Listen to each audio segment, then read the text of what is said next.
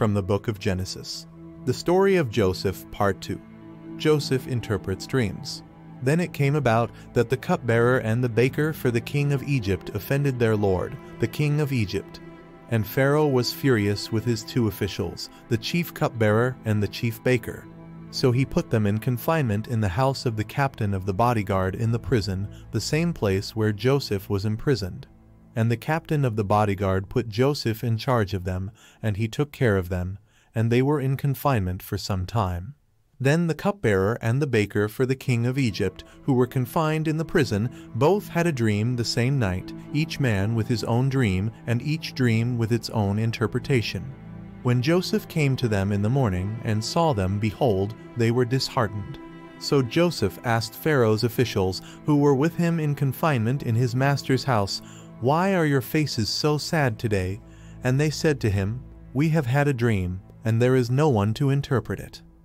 Then Joseph said to them, "Do interpretations not belong to God? Tell it to me, please." So the chief cupbearer told his dream to Joseph, saying to him, "In my dream, behold, there was a vine in front of me, and on the vine were 3 branches, and as it was budding, its blossoms came out, and its clusters produced ripe grapes. Now Pharaoh's cup was in my hand, so I took the grapes and squeezed them into Pharaoh's cup, and I put the cup into Pharaoh's hand." Then Joseph said to him, "This is the interpretation of it. The 3 branches are 3 days. Within 3 more days, Pharaoh will lift up your head and restore you to your office, and you will put Pharaoh's cup into his hand as in your former practice when you were his cupbearer. Only keep me in mind when it goes well for you, and please do me a kindness by mentioning me to Pharaoh and get me out of this prison. For I was in fact kidnapped from the land of the Hebrews, and even here I have done nothing that they should have put me into the dungeon." When the chief baker saw that he had interpreted favorably, he said to Joseph, "I also saw in my dream, and behold, there were 3 baskets of white bread on my head. And in the top basket there were some of all kinds of baked foods for Pharaoh, and the birds were eating them out of the basket on my head." Then Joseph answered and said, "This is its interpretation. The 3 baskets are 3 days. Within 3 more days, Pharaoh will lift up your head from you, and will hang you on a wooden post, and the birds will eat your flesh off you." So it came about on the 3rd day, which was Pharaoh's birthday, that he held a feast for all his servants. And he lifted up the head of the chief cupbearer and the head of the chief baker among his servants. He restored the chief cupbearer to his office, and he put the cup into Pharaoh's hand. But he hanged the chief baker, just as Joseph had interpreted to them. Yet the chief cupbearer did not remember Joseph, but forgot him. Pharaoh's dream. Now it happened at the end of 2 full years that Pharaoh had a dream, and behold, he was standing by the Nile. And behold, from the Nile 7 cows came up, fine-looking and fat, and they grazed in the marsh grass. Then behold, 7 other cows came up after them from the Nile, ugly and thin, and they stood by the other cows on the bank of the Nile. Then the ugly and thin cows ate the 7 fine-looking and fat cows. Then Pharaoh awoke. But he fell asleep and dreamed a second time, and behold, 7 ears of grain came up on a single stalk, plump and good. Then behold, 7 ears, thin and scorched by the east wind, sprouted up after them, and the thin ears swallowed the 7 plump and full ears. Then Pharaoh awoke, and behold, it was a dream. Now in the morning his spirit was troubled, so he sent messengers and called for all the soothsayer priests of Egypt, and all its wise men. And Pharaoh told them his dreams, but there was no one who could interpret them for Pharaoh. Then the chief cupbearer spoke to Pharaoh, saying, "I would make mention today of my own offenses. Pharaoh was furious with his servants, and he put me in confinement in the house of the captain of the bodyguard, both me and the chief baker. Then we had a dream one night, he and I. Each of us dreamed according to the interpretation of his own dream. Now a Hebrew youth was there with us, a servant of the captain of the bodyguard, and we told him the dreams, and he interpreted our dreams for us. For each man he interpreted according to his own dream, and just as he interpreted for us, so it happened. Pharaoh restored me in my office, but he hanged the chief baker." Joseph interprets Pharaoh's dream. Then Pharaoh sent word and called for Joseph, and they hurriedly brought him out of the dungeon. And when he had shaved himself and changed his clothes, he came to Pharaoh. Pharaoh said to Joseph, I have had a dream, but no one can interpret it. And I have heard it said about you, that when you hear a dream you can interpret it. Joseph then answered Pharaoh, saying, It has nothing to do with me. God will give Pharaoh an answer for his own good. So Pharaoh said to Joseph, In my dream there I was, standing on the bank of the Nile, and behold, 7 cows, fat and fine-looking, came up out of the Nile, and they grazed in the marsh grass. Then behold, 7 other cows came up after them, poor and very ugly and thin, such as I had never seen for ugliness in all the land of Egypt, and the thin and ugly cows ate the first 7 fat cows. Yet when they had devoured them, it could not be detected that they had devoured them, for they were just as ugly as before. Then I awoke. I saw also in my dream, and behold, 7 ears of grain, full and good, came up on a single stalk. And behold, the 7 ears of grain, withered thin, and scorched by the east wind, sprouted up after them. And the thin ears of grain swallowed the 7 good ears of grain. Then I told it to the soothsayer priests, but there was no one who could explain it to me. And Joseph said to Pharaoh, Pharaoh's dreams are one and the same. God has told Pharaoh what he is about to do. The 7 good cows are 7 years, and the 7 good ears are 7 years. The dreams are one and the same. The 7 thin and ugly cows that came up after them are 7 years, and the 7 thin ears scorched by the east wind will be 7 years of famine. It is as I have spoken to Pharaoh. God has shown Pharaoh what he is about to do. Behold, 7 years of great abundance are coming in all the land of Egypt, and after them 7 years of famine will come, and all the abundance will be forgotten in the land of Egypt, and the famine will ravage the land. So the abundance will be unknown in the land because of that subsequent famine, for it will be very severe. Now, as for the repeating of the dream to Pharaoh twice, it means that the matter is confirmed by God, and God will quickly bring it about. So now let Pharaoh look for a man discerning and wise, and appoint him over the land of Egypt. Let Pharaoh take action to appoint overseers in charge of the land, and let him take 1/5 of the produce of the land of Egypt, as a tax in the 7 years of abundance. Then have them collect all the food of these good years that are coming, and store up the grain for food in the cities under Pharaoh's authority, and have them guard it.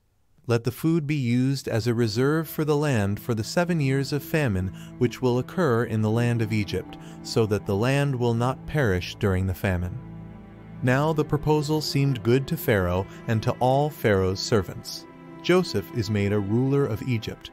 Then Pharaoh said to his servants, Can we find a man like this, in whom there is a divine spirit? So Pharaoh said to Joseph, Since God has informed you of all this, there is no one as discerning and wise as you are. You shall be in charge of my house, and all my people shall be obedient to you. Only regarding the throne will I be greater than you. Pharaoh also said to Joseph, See, I have placed you over all the land of Egypt. Then Pharaoh took off his signet ring from his hand, and put it on Joseph's hand, and clothed him in garments of fine linen, and put the gold necklace around his neck. And he had him ride in his 2nd chariot, and they proclaimed ahead of him, Bow the knee. And he placed him over all the land of Egypt. Moreover, Pharaoh said to Joseph, Though I am Pharaoh, yet without your permission no one shall raise his hand or foot in all the land of Egypt. Then Pharaoh named Joseph Zaphanath-Paneah, and he gave him Asenath, the daughter of Potiphar, a priest of On, to be his wife. And Joseph went out over the land of Egypt. Now Joseph was 30 years old when he stood in the presence of Pharaoh, king of Egypt. And Joseph went out from the presence of Pharaoh and went through all the land of Egypt. During the 7 years of plenty the land produced abundantly. So he collected all the food of these 7 years which occurred in the land of Egypt, and put the food in the cities. He put in every city the food from its own surrounding fields. Joseph stored up grain in great abundance like the sand of the sea, until he stopped measuring it, for it was beyond measure. The sons of Joseph. Now before the year of famine came, 2 sons were born to Joseph, whom Asenath, the daughter of Potiphar, priest of On, bore to him. Joseph named the firstborn Manasseh. For, he said, God has made me forget all my trouble and all of my father's household. And he named the second Ephraim. For, he said, God has made me fruitful in the land of my affliction. When the 7 years of plenty which had taken place in the land of Egypt came to an end, and the 7 years of famine began to come, just as Joseph had said, then there was famine in all the lands, but in all the land of Egypt there was bread. So when all the land of Egypt suffered famine, the people cried out to Pharaoh for bread, and Pharaoh said to all the Egyptians, Go to Joseph, whatever he says to you, you shall do. When the famine was spread over the entire face of the earth, then Joseph opened all the storehouses and sold grain to the Egyptians, and the famine was severe in the land of Egypt. Then the people of all the earth came to Egypt to buy grain from Joseph, because the famine was severe in all the earth. Joseph's brothers are sent to Egypt. Now Israel saw that there was grain in Egypt, and Jacob said to his sons, Why are you staring at one another? Then he said, Look, I have heard that there is grain in Egypt. Go down there and buy some for us from that place, so that we may live and not die. So 10 of Joseph's brothers went down to buy grain from Egypt. But Israel did not send Joseph's brother Benjamin with his brothers, for he said, I am afraid that harm may happen to him. So the sons of Israel came to buy grain among those who were coming, because the famine was also in the land of Canaan. Now Joseph was the ruler over the land. He was the one who sold grain to all the people of the land. And Joseph's brothers came and bowed down to him with their faces to the ground. When Joseph saw his brothers, he recognized them, but he disguised himself to them and spoke to them harshly. He said to them, Where have you come from? And they said, From the land of Canaan, to buy food. But Joseph had recognized his brothers, although they did not recognize him. And Joseph remembered the dreams which he had about them, and Joseph said to them, You are spies, you have come to look at the undefended parts of our land. And they said to him, No, my lord, but your servants have come to buy food. We are all sons of one man, we are honest men, your servants are not spies. Yet Joseph said to them, No, but you have come to look at the undefended parts of our land. But they said, We, your servants, are 12 brothers in all, the sons of one man in the land of Canaan, and behold, the youngest is with our father today, and one is no longer alive. Yet Joseph said to them, It is as I said to you, you are spies. By this you will be tested. By the life of Pharaoh, you shall not leave this place unless your youngest brother comes here. Send one of you and have him get your brother, while you remain confined, so that your words may be tested, whether there is truth in you. But if not, by the life of Pharaoh, you are certainly spies. So he put them all together in prison for 3 days.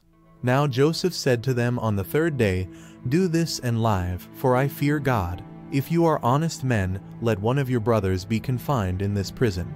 But as for the rest of you, go, carry grain for the famine of your households, and bring your youngest brother to me, so that your words may be verified, and you will not die. And they did so. Then they said to one another, Truly we are guilty concerning our brother, because we saw the anguish of his soul when he pleaded with us, yet we would not listen. For that reason this trouble has happened to us. Reuben answered them, saying, Did I not tell you, Do not sin against the boy? And you would not listen. Now justice for his blood is required. They did not know, however, that Joseph understood them, even though there was an interpreter between them. Then he turned away from them and wept. But when he returned to them and spoke to them, Joseph took Simon from them and bound him before their eyes. Then Joseph gave orders to fill their bags with grain, but also to return every man's money in his sack, and to give them provisions for the journey. And that is what was done for them. So they loaded their donkeys with their grain and departed from there. But when one of them opened his sack to give his donkey feed at the overnight campsite, he saw his money, and behold, it was in the opening of his sack. So he said to his brothers, My money has been returned, and look, it is right in my sack. Then their hearts sank, and they turned trembling to one another, saying, What is this that God has done to us? Simon is held hostage. When they came to their father Israel in the land of Canaan, they told him everything that had happened to them, saying, The man, the lord of the land, spoke harshly with us and took us for spies of the country. But we said to him, "We are honest men, we are not spies. We are 12 brothers, sons of our father. One is no longer alive, and the youngest is with our father today in the land of Canaan." But the man, the lord of the land, said to us, "By this I will know that you are honest men. Leave one of your brothers with me and take grain for the famine of your households and go. But bring your youngest brother to me, so that I may know that you are not spies, but honest men. And I will give back your brother to you, and you may trade in the land." Now it came about, as they were emptying their sacks, that behold, every man's bag of money was in his sack. And when they and their father saw their bags of money, they were afraid. And their father Israel said to them, "You have deprived me of my sons. Joseph is gone, Simon is gone, and now you would take Benjamin. All these things are against me." Then Reuben spoke to his father, saying, "You may put my 2 sons to death if I do not bring him back to you. Put him in my care, and I will return him to you." But Israel said, "My son shall not go down with you, for his brother Joseph is dead, and Benjamin alone is left. If harm should happen to him on the journey you are taking, then you will bring my gray hair down to Sheol in sorrow." Joseph's brothers returned to Egypt. Now the famine was severe in the land. So it came about, when they had finished eating the grain which they had brought from Egypt, that their father said to them, "Go back, buy us a little food." Judah spoke to him, however, saying, "The man sternly warned us, 'You shall not see my face unless your brother is with you. If you send our brother with us, we will go down and buy you food. But if you do not send Benjamin, we will not go down. For the man said to us, You will not see my face unless your brother is with you.' Then Israel said, 'Why did you treat me so badly by telling the man you still had another brother?' But they said, 'The man specifically asked about us and our relatives, saying, Is your father still alive? Have you another brother?' So we answered his questions. Could we possibly know that he would say, 'Bring your brother down'?" So Judah said to his father Israel, "Send the boy with me, and we will arise and go, so that we may live and not die, we as well as you and our little ones. I myself will take responsibility for Benjamin. You may demand him back from me. If I do not bring him back to you and present him to you, then you can let me take the blame forever. For if we had not delayed, surely by now we could have returned twice." Then their father Israel said to them, "If it must be so, then do this. Take some of the best products of the land in your bags, and carry them down to the man as a gift, a little ointment balm and a little honey, perfumed resin and myrrh, pistachio nuts and almonds. And take double the money in your hand, and take back in your hand the money that was returned in the opening of your sacks. Perhaps it was a mistake. Take also Benjamin, your brother, and arise, return to the man, and may God Almighty grant you compassion in the sight of the man, so that he will release to you your other brother and Benjamin. And as for me, if I am bereaved of my sons, I am bereaved." So the men took the gifts, and they took double the money in their hand and Benjamin. Then they set out and went down to Egypt, and stood before Joseph. Joseph sees Benjamin. When Joseph saw Benjamin with them, he said to his house steward, "Bring the men into the house, and slaughter an animal, and make preparations, for the men are to dine with me at noon." So the man did as Joseph said, and brought the men to Joseph's house. Now the men were afraid, because they were brought to Joseph's house, and they said, "It is because of the money that was returned in our sacks, the first time that we are being brought in, so that he may attack us and overpower us, and take us as slaves with our donkeys." So they approached Joseph's house steward, and spoke to him at the entrance of the house, and said, "O my lord, we indeed came down the first time to buy food, and it happened when we came to the campsite, that we opened our sacks, and behold, each man's money was in the opening of his sack, our money in full. So we have brought it back in our hands. We have also brought down other money in our hand to buy food.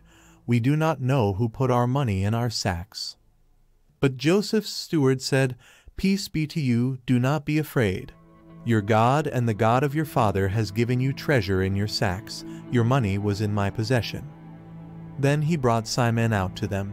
Then the man brought the men into Joseph's house, and gave them water, and they washed their feet, and he gave their donkeys feed.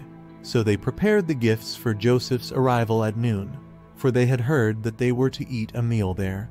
When Joseph came home, they came into the house, and gave to him the gifts which were in their hands, and they bowed down to the ground before him.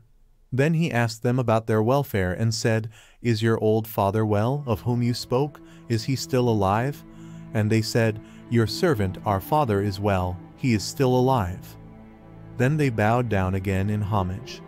And as Joseph raised his eyes and saw his brother Benjamin, his mother's son, he said, "Is this your youngest brother, of whom you spoke to me?"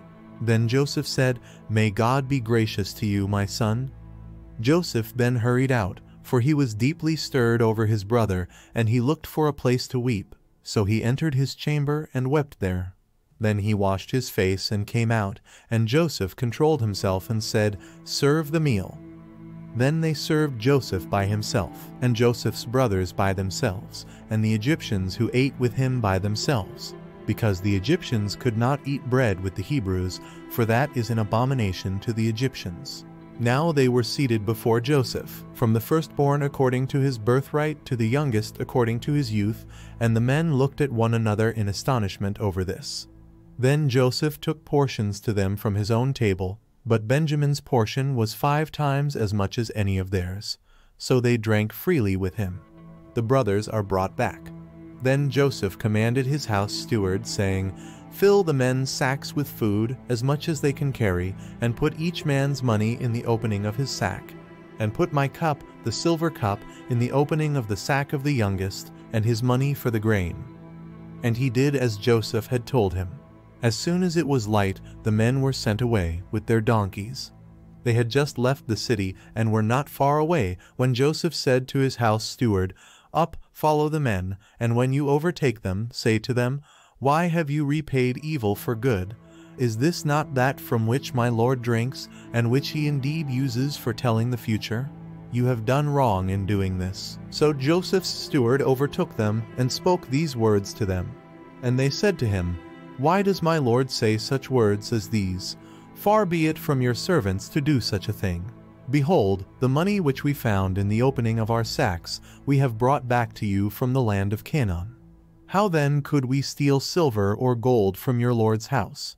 With whomever of your servants it is found, he shall die, and we also shall be my Lord's slaves." So Joseph's steward said, "Now let it indeed be according to your words. He with whom the cup is found shall be my slave, but the rest of you shall be considered innocent." Then they hurried, each man lowered his sack to the ground, and each man opened his sack. And he searched, beginning with the oldest and ending with the youngest, and the cup was found in Benjamin's sack. Then they tore their clothes in grief, and when each man had loaded his donkey, they returned to the city. When Judah and his brothers came to Joseph's house, he was still there, and they fell down to the ground before him. Joseph said to them, "What is this thing that you have done? Do you not know that a man like myself can indeed practice fortune-telling?" So Judah said, "What can we say to you, my lord? What words can we speak? And how can we justify ourselves? God has found out the guilt of your servants. Behold, we are my lord's slaves, both we and the one in whose possession the cup has been found." But Joseph said, "Far be it from me to do this. But the man in whose possession the cup has been found, he shall be my slave. But as for you, go up in peace to your father." Then Judah approached Joseph and said, "O my lord, may your servant please speak a word in my lord's ears, and do not be angry with me, your servant, for you are equal to Pharaoh. My lord, you asked us, your servants, saying, 'Have you a father or a brother?' And we said to my lord, 'We have an old father and a little boy born in our father's old age. Now his brother is dead, so he is left alone with his mother, and his father loves him. Then you said to your servants, Bring him down to me so that I may set my eyes on him. But we said to my lord, The boy cannot leave his father, for if he should leave his father would die. You said to your servants, however, Unless your youngest brother comes down with you, you will not see my face again. So it came about when we went up to your servant, my father, we told him the words of my lord. And our father said, Go back, buy us a little food. But we said, "We cannot go down. If our youngest brother is with us, then we will go down, for we cannot see the man's face unless our youngest brother is with us."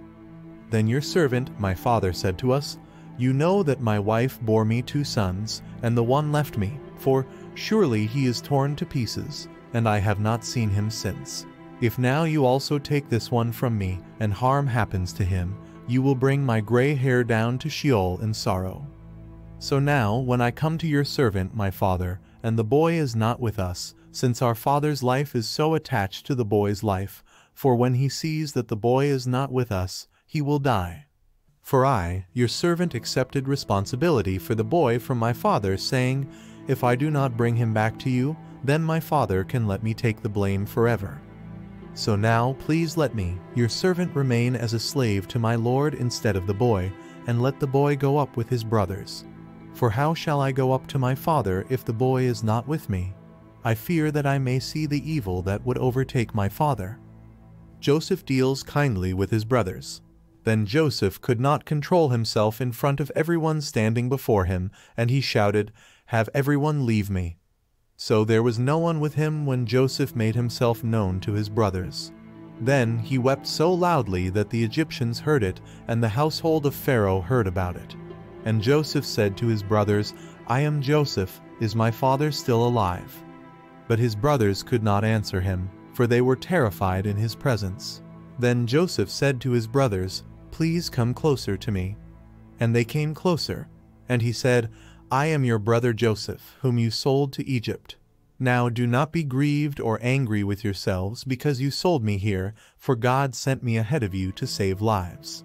For the famine has been in the land these 2 years, and there are still 5 years in which there will be neither plowing nor harvesting. So God sent me ahead of you to ensure for you a remnant on the earth, and to keep you alive by a great deliverance. Now therefore it was not you who sent me here, but God, and he has made me a father to Pharaoh and lord of all his household, and ruler over all the land of Egypt. Hurry and go up to my father, and say to him, this is what your son Joseph says, God has made me lord of all Egypt. Come down to me, do not delay. For you shall live in the land of Goshen, and you shall be near me, you and your children and your grandchildren, and your flocks and your herds and all that you have. There I will also provide for you, for there are still 5 years of famine to come, and you and your household and all that you have would be impoverished. Behold, your eyes see, and the eyes of my brother Benjamin see, that it is my mouth which is speaking to you. Now you must tell my father of all my splendor in Egypt, and all that you have seen, and you must hurry and bring my father down here." Then he fell on his brother Benjamin's neck and wept, and Benjamin wept on his neck. And he kissed all his brothers and wept on them, and afterward his brothers talked with him. Now when the news was heard in Pharaoh's house that Joseph's brothers had come, it pleased Pharaoh and his servants. Then Pharaoh said to Joseph, "Say to your brothers, do this, load your livestock and go to the land of Canaan, and take your father and your households and come to me. And I will give you the best of the land of Egypt, and you will eat the fat of the land. Now you are ordered, do this, take wagons from the land of Egypt for your little ones and for your wives, and bring your father and come. And do not concern yourselves with your property, for the best of all the land of Egypt is yours."